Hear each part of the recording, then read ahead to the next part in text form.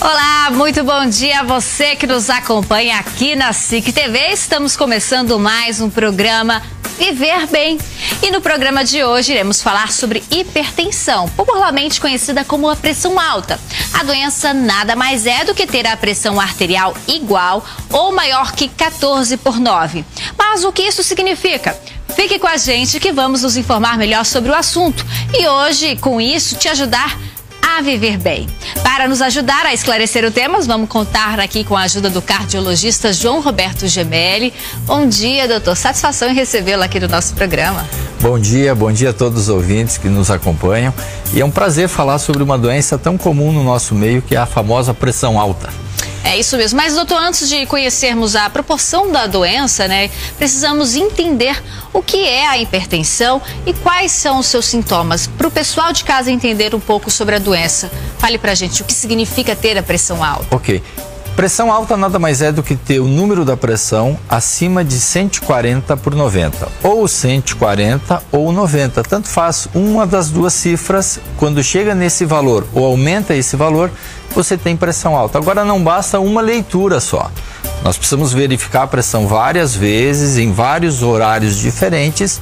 E aí, se essas verificações dão sempre acima de 14/9, você tem o diagnóstico de hipertensão. Então não precisa exame nenhum, não precisa fazer exame nenhum, precisa simplesmente verificar a pressão várias vezes e ela dando números de 140/90 ou mais, você é hipertenso. Mas que sintomas que nos levam a medir a pressão, que vai identificar, chegar aquele momento, bom, eu tenho que medir minha pressão, saber se está tudo ok? Verificar a pressão, antes de mais nada, é uma obrigação de qualquer um, né? Assim como você eventualmente se pesa, eventualmente você vai ao dentista. Mas eu imagino que esse é um hábito que ninguém tem. Eu nem lembro a última vez que eu medi minha pressão. Mas tem que verificar a pressão, porque quando você verifica a pressão, você descobre que número que é. A nossa Sociedade Brasileira de Cardiologia lançou uma campanha muito grande que atingiu milhões de brasileiros e ainda funciona, que é Eu Sou 12/8, significando, para que as pessoas lembrem, né? 12/8 seria uma pressão tida como ideal, como melhor pressão, né? E aí faz com que as pessoas se motivem a verificar a pressão e ao verificar muitos descobrem que a pressão está alta, né? E aí ficam apavorados, o que fazer agora, né? Então tem que ir ao médico, né, para constatar que se realmente é pressão alta e a partir daí começar a se cuidar. Por quê? Porque hipertensão não dá sintomas, então você não sente nada. Você pode ter 18, ter 20 de pressão e não ter absolutamente nenhum sintoma, nem dor de cabeça, nem dor no peito. Às vezes as pessoas dizem assim, eu sei quando a minha pressão está alta. Não é verdade. Por que não é verdade? Porque a pressão não dá sintomas. A formigação, todo mundo acha nenhum. Que pode ser Muitas vezes tem sintomas que estão juntos quando a pessoa tem pressão alta, mas esses sintomas nada tem a ver com a pressão alta. Então, não dá sintomas, tem que verificar a pressão frequentemente, pelo menos 2 vezes por ano, assim como as mulheres fazem o preventivo, né? 1 vez por ano, verificar a pressão é obrigação de todos nós. E assim nós vamos constatar a doença. Veja que nós estamos falando da doença mais comum do nosso meio. Então, quando você pensa assim, qual é a doença que mais acontece na nossa sociedade? Brasil, mundo. Falando é a hipertensão. Nisso, doutor, nós reunimos alguns dados justamente da Sociedade Brasileira de Hipertensão relacionado a esses números. Vamos conferir. A pressão alta ataca os vasos, rins, cérebro e até o coração, um dos órgãos mais importantes do corpo humano. A doença afeta homens e mulheres, brancos, negros, ricos e pobres, idosos e crianças, gordos e magros, pessoas calmas e nervosas. Muito comum, ela acomete 1 em cada 4 pessoas adultas. Assim, estima-se que atinja pelo menos 25% da população brasileira, chegando a mais de 50% após os 60 anos e está presente em 5% das crianças e adolescentes no Brasil. A hipertensão é responsável por 40% dos infartos, 80% dos derrames e 25% dos casos de insuficiência renal terminal. As graves consequências da pressão alta podem ser evitadas, desde que os hipertensos conheçam suas condições e mantenham-se em tratamento com adequado controle da pressão. Com números tão altos, né, doutora? Até as crianças, né, são acometidas pela pressão alta. Quais são as causas desse mal?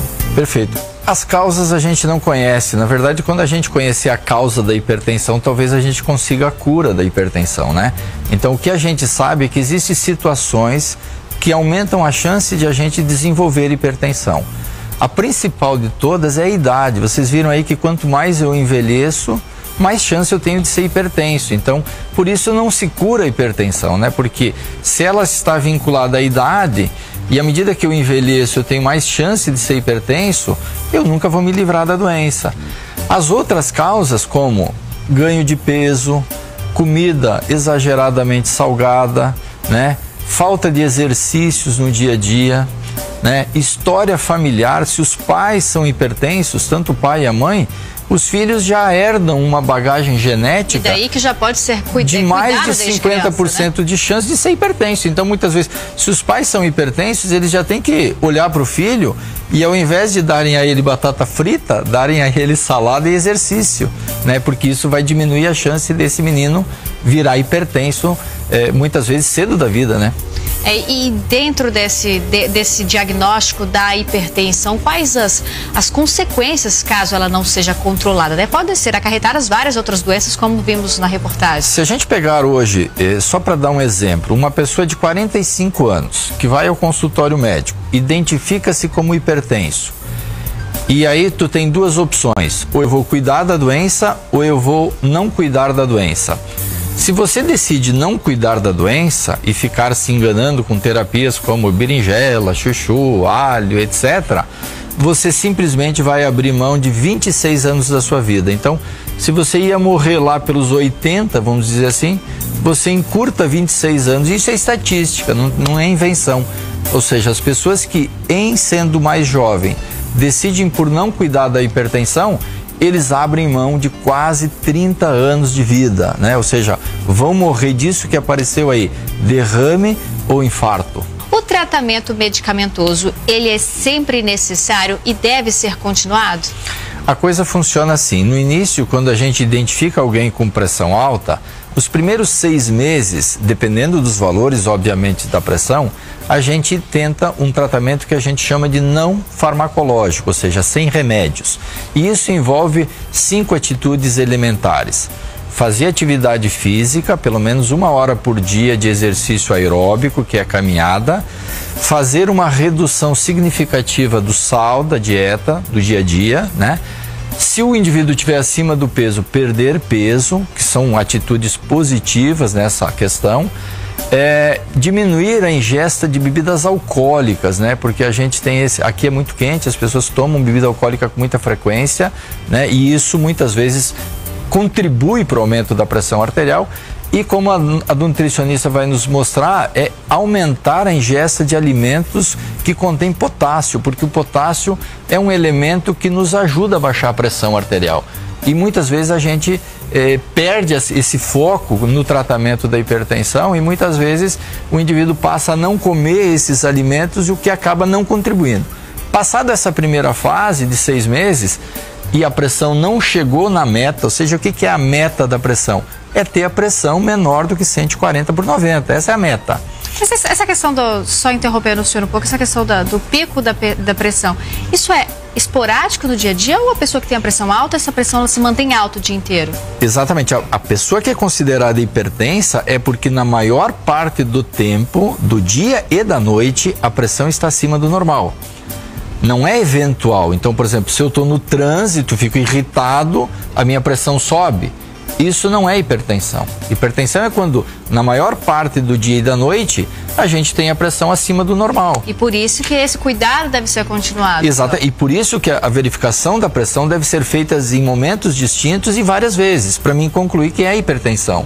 Porque, de repente, o indivíduo chega no consultório, está nervoso, o médico verifica a pressão, deu alta, e aquilo pode não ser hipertensão, aquilo pode ser ansiedade, né? A famosa hipertensão do jaleco branco, que o indivíduo sobe a pressão na presença do médico, né? E o senhor falando desse período de tratamento, então, com um determinado tempo de atividade, de alimentação. Exatamente. Passado essa fase inicial e a pressão não chegou na meta, você precisa então de auxílio de remédios. E mas os remédios, é o último caso. Os remédios, quando iniciados, não é que tu não pode mais parar, né? Tem um mito, depois que eu começo a tomar remédio, então eu nunca mais vou poder parar. Não, o problema não é de parar de tomar o remédio, o problema é que a doença não cura. Então, quer dizer, se tu parar de tomar o remédio, você vai ter a pressão em aumento de novo e ela vai te causar problemas de rins, coração, cérebro, como mostrou a reportagem. Então, uma vez tendo iniciado o remédio tem que ser eficiente, a pressão tem que descer e ele não pode mais ser descontinuado. E remédio se discute com um médico, não com o balconista da farmácia e nem com a vizinha. Quando você tem que falar sobre o medicamento, aumentar ou diminuir a dose, que essa conversa aconteça com o seu médico, porque ele é a pessoa mais correta para lhe informar sobre o tratamento. E a presença do exercício físico dentro desse contexto do tratamento, ela é essencial. Perfeito. O exercício, quando a gente pratica atividade aeróbica, a gente produz uma liberação de substâncias, né? Não só endorfinas, mas substâncias que fazem um processo que a gente chama de vasodilatação. O que é isso? É o vaso do nosso corpo dilatar. E ao momento que esse vaso dilata, a pressão arterial cai. Então, se eu tenho o hábito de fazer atividade física diariamente, eu vou baixar a pressão arterial também ajudando o remédio. Então, quer dizer, muitas vezes você não precisa aumentar o medicamento para baixar a pressão. É simplesmente fazer atividade física, porque isso vai contribuir de forma direta. Doutor, depois de deixar claro que o exercício físico é fundamental e também o controle da alimentação, nós estamos recebendo aqui hoje uma convidada especial para falar desse assunto também. Peço que o senhor continue conosco para a gente falar sobre isso. E falando na alimentação, nós estamos aqui com a nutricionista Ana Beatriz Vasconcelos de Oliveira. Ela preparou aqui uma mesa especial com alimentos que podem, que não podem, aqueles que provocam e aqueles que ajudam até a amenizar. A alimentação pode ser até um remédio para a nossa vida, né, Ana? Com certeza. É uma coisa que a gente come todo dia, né? Tá no nosso prato. E aí a gente tem essa influência desses alimentos na nossa saúde, principalmente a pessoa que tem a hipertensão arterial. A gente tem que mudar duas coisas quando a gente está cuidando da nossa hipertensão, da pressão arterial. Primeiro, mudar os nossos hábitos, né? E mudar o nosso paladar. O nosso paladar, a gente tem que começar a identificar aqueles alimentos que são salgados em excesso. Então, quando a gente começa a diminuir o sódio da nossa alimentação e o sal, a gente começa a habituar nossas papilas gustativas, que são os receptores na nossa língua, e a gente vai se acostumando com aquele sabor menos salgado. E a gente não vai sentir aquela necessidade exacerbada, né, de sal na nossa alimentação. Ana, agora a gente percebe que a questão da saúde da gente é um ciclo, né? Os trabalhos, eles se complementam. Temos aqui a conversa com o cardiologista, que é quem faz o diagnóstico. Você recebe pacientes que se queixam da pressão alta e precisam mudar essa alimentação? Sim, é muito comum os pacientes terem a pressão alta, e aí a gente tem que cuidar muito na alimentação, porque ela está do começo do dia até o nosso final do dia, e então a gente tem que fazer escolhas adequadas, escolhas saudáveis que vão nos trazer benefícios no controle dessa pressão alta.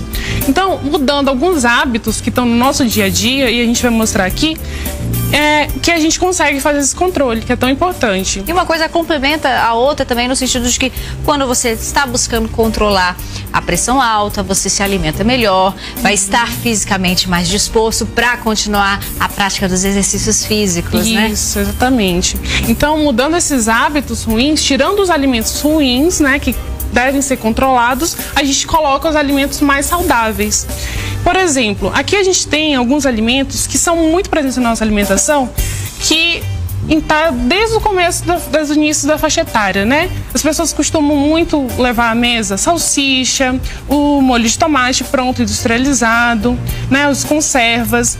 Esses alimentos em conservas, vamos começar aqui, eles são ricos em sódio. E isso você vai explicar já já, porque pode, porque não pode. Eu vou até pedir a ajuda do nosso cardiologista, né? Pra gente identificar aqui o melhor cardápio para as pessoas que têm pressão alta. Peço só um minutinho, porque você aí de casa, daqui a pouco nós iremos detalhar um pouco mais sobre a alimentação correta para as pessoas que precisam controlar a pressão, né? Eu vou pedir então para os nossos convidados e você aí de casa permanecer comigo, pois é um instantinho só.